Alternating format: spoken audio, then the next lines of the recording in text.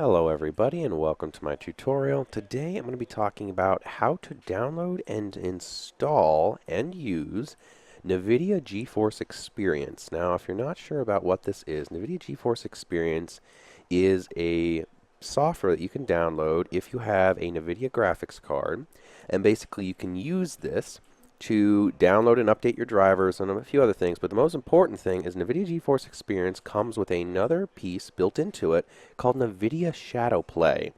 Now, what Nvidia Shadowplay is a screen recording software that runs off your GPU. So you get very good looking video. There's a lot of math to this, but basically you get very good looking video with little to no performance impact. Meaning you can do this while recording games, do this while we're going through software, create anything you want to record on your computer, and it will record it with almost no impact. You won't even know it's running. It'll run very smooth, but still put out full 1080p, very good, clear picture. Also, to top it off, you can also record your voice at the same time, like I'm doing now, and do a voiceover while doing this. Now, what I'm recording this video with right here is actually something called OBS, which is a streaming software that also can record. So I'm not going to be actually using Shadowplay because I'm going to be showing you how to download it on here. But the quality looks almost just the same. The only difference is the audio quality is a little bit different. But other than that, it's going to look about just like this. So I'm just going to hop over here. And where you're going to need to go to download this is you're going to need to head to Nvidia.com. So you're just going to head to this website right here, www.nvidia.com. Now I'm just going to post a link to this in the description of this video, so you're just going to be able to get to it much easier. But once you go to Nvidia.com, just go to Products, Processors, GeForce. This will take you right to the page. And I'm just going to set a link to bring you right here. I'm going to bypass all these steps. But you're going to click on GeForce Experience. And this is where I'm going to have the link actually taking you directly to here. So all you're just going to have this already set up. Just click GeForce Experience, then click Beta. Now, you might be kind of hesitant to get the beta version of GeForce Experience instead of the full solid one they have out, except the beta one has a ton more features, and believe it or not, it's more stable than the current one. The beta version is just better overall. It's more stable, has more features, does better quality, less impact. Highly recommend using the beta version. Don't even touch the standard version. It's horrible compared to this. So, you're just going to click the big Download Beta button, and it'll be a very small and quick download. So once it's finished, we can actually close this. We're done now. And I'm going to open up my folder and go to my Downloads area. So here it is. I'm going to click on Downloads. That was on my second monitor. And here it is, GeForce Experience. Ignore all this other stuff. This is just some other things I have. But this here is what you're going to double click on.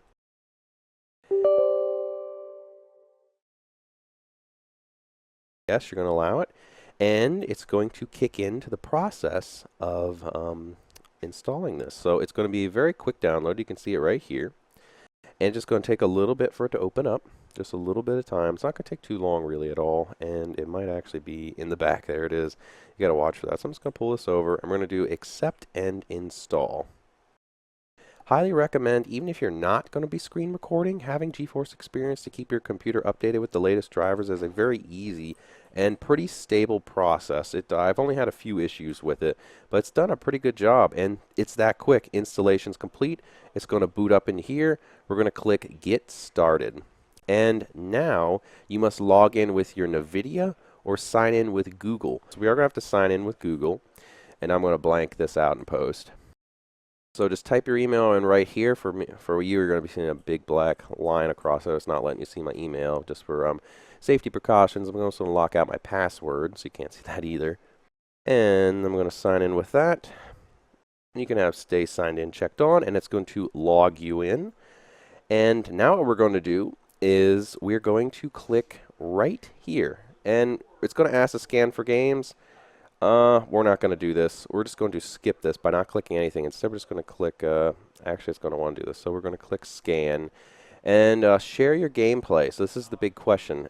Do we want to share gameplay? This is the streaming thing to record your screen. And we're going to click enable. And player piece on Nvidia Shield, not going to do that. If you want to do this, you can. It's basically a little tablet thing where you can stream what's on your computer to your tablet. I'm not going to do that. And now it's going to search my computer for a whole bunch of games. It's going to take some time to actually churn through all these folders. But it's going to be relatively relatively quick, not super slow. Yep, I'm going to skip through this. So what I'm going to do is I'm going to skip through this process and cut to where this is finished. Okay, it has finally finished. It says, and we're going to have this little screen refresh because it is checking a few things, but it is done. So it is good now.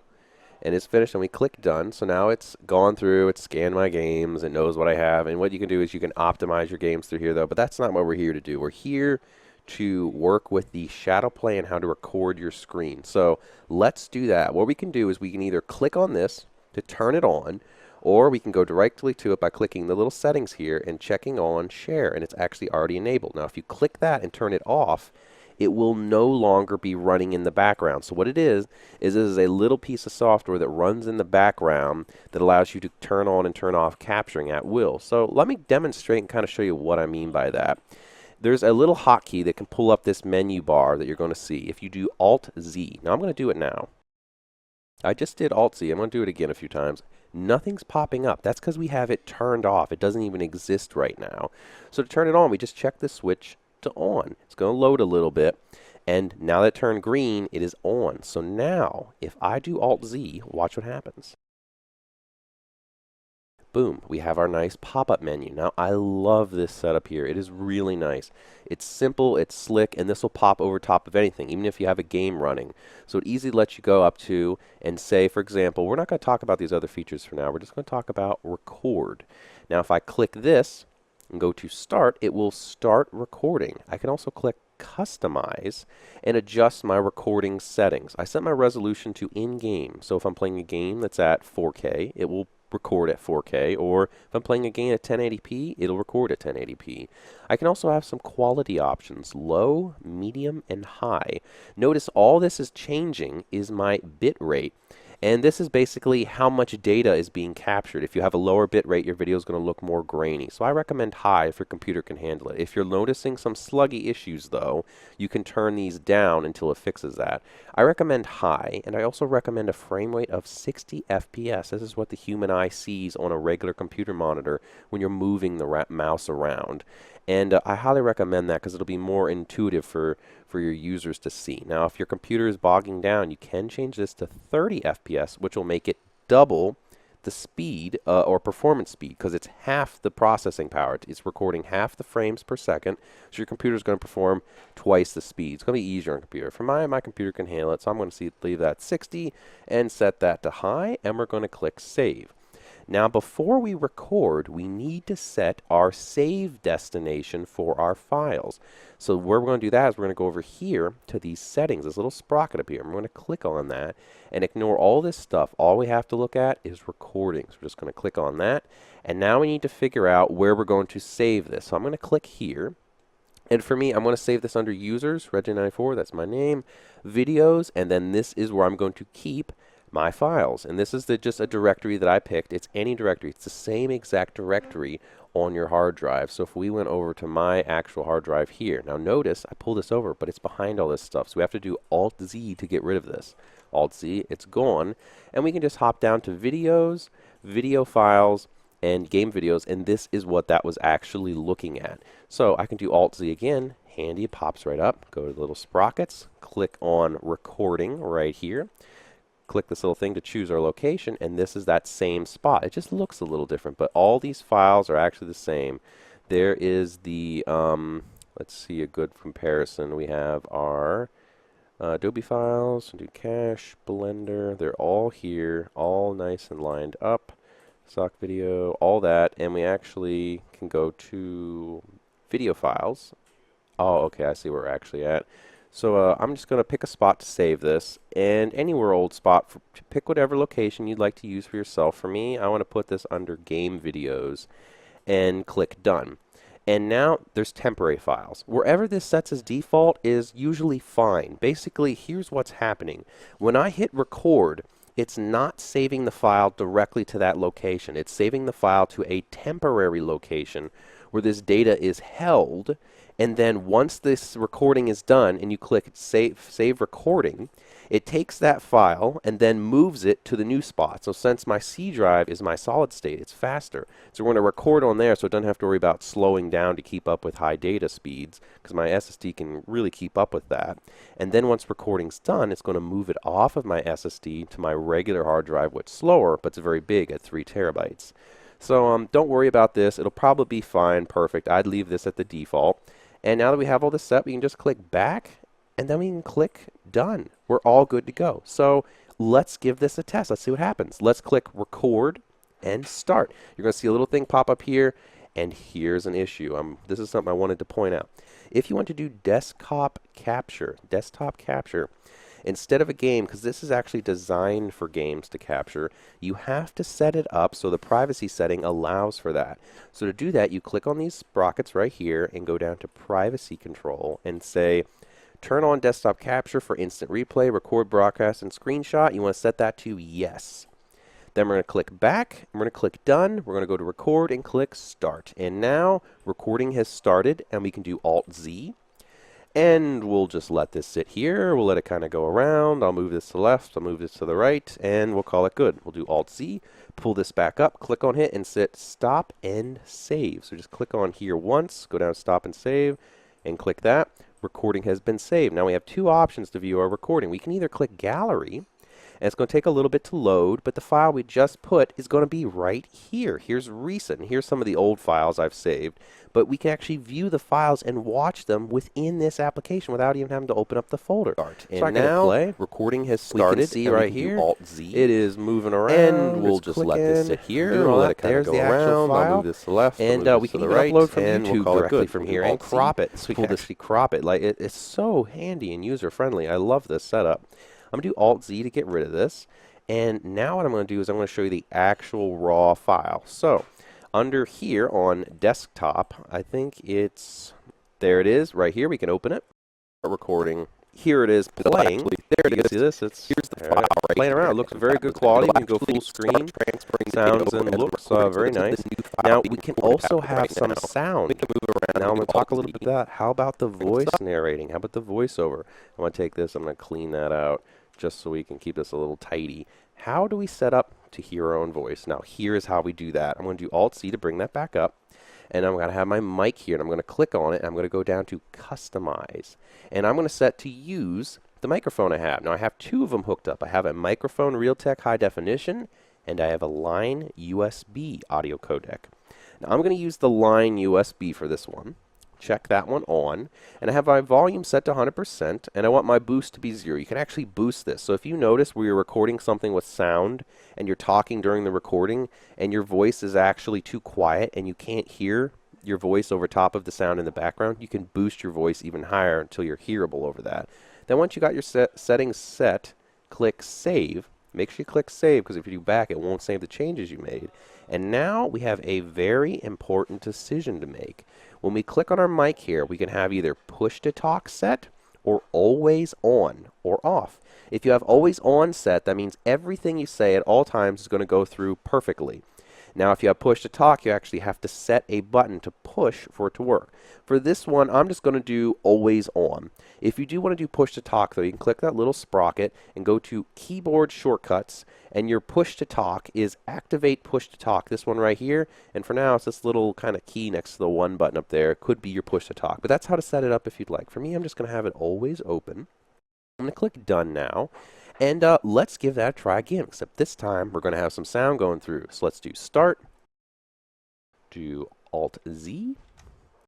We have our file recording. I'm talking right now, so let's see if this is going through. I'm going to say, hello, I am talking right now, 1, 2, 3.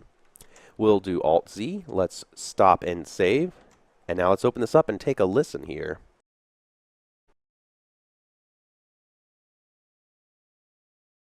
Recording, I'm talking right now, so let's see if this is going through. I'm going to say, hello, I am talking right now, 1, 2, 3. And what was actually happening there is I have a push to talk set for my OBS, and I'm capturing this capture through, so the audio is actually muted there. So I'm going to stop talking, I'm going to unmute it, and then we're going to play the video back with sound. Do Alt-Z. We have our file recording. I'm talking right now, so let's see if this is going through. I'm going to say, hello, I am talking right now. 1, 2, 3. We'll do Alt-Z. And there you go. That's the full process. And you do notice too that the audio compression in that video is much less. Like you can hear that the sound quality from OBS right now that I'm using sounds much better for my mic than what that does in there. That's the only downside though, and it still sounds clear, understandable, and legible or audible. So it's still very easy to hear what the person's saying, even though the compression is a little bad like that. Now, the only reason you're even hearing that is because my mic I have is really good. So it has potential to be very good. Any type of built-in monitor mic, webcam mic, in most headsets, consumer headsets, aren't even going to hear a difference because their mic quality is so much poorer than what you hear now. So that's even not much of an issue for the average consumer. But thank you very much for watching this tutorial. I hope you found it helpful. If you did find it helpful, leave a thumbs up. If you found it not very helpful, leave a thumbs down. If your feelings are more complex than that, then please leave a comment on the video below. And right before I call it quits, I have one little last tidbit to throw in, is that you cannot use Geforce Experience, and I should have mentioned this in the beginning. I'm actually going to put this on the top, is you can't use Geforce Experience unless you have a graphics card that is a 600 series or higher. So what that means is you must have a graphics card like the GeForce GTX 625, 655, 675 or higher. So if you have say you have a GeForce graphics card that's a 575 or 550, I'm afraid you're not going to be able to capture video with your GeForce Experience. If this is an issue though, don't worry, you can use OBS them. You don't have to use GeForce Experience. It's not the only option. So if your graphics card can't use it, you could use OBS. And don't worry, look for it. I'm going to be having a tutorial coming up later showing you how to use this right here. Now, thank you very much for watching this tutorial. The only other thing to end on too is why then would you want to use GeForce Experience over OBS is if this is compatible with everything and this one has to have those cards, is that if you do have a card, this is way easier. It's simpler, the quality looks great, and it's much less taxing on your computer, and the user experience is better. Meaning, if you can use this, use it. Absolutely, I fully say use GeForce Experience. Unless you're going to be streaming, if you're just recording, do not use OBS, because I feel like GeForce Experience is just way better at that, unless you're concerned about that audio quality issue. The main reason I'm even using OBS right now is just so I can record myself on both things, and I'm very particular about audio quality, and I like how OBS captures my mic quality better. But that's enough of this little rambling on me at the end. Thank you guys very much for watching, and I'll see you guys next time.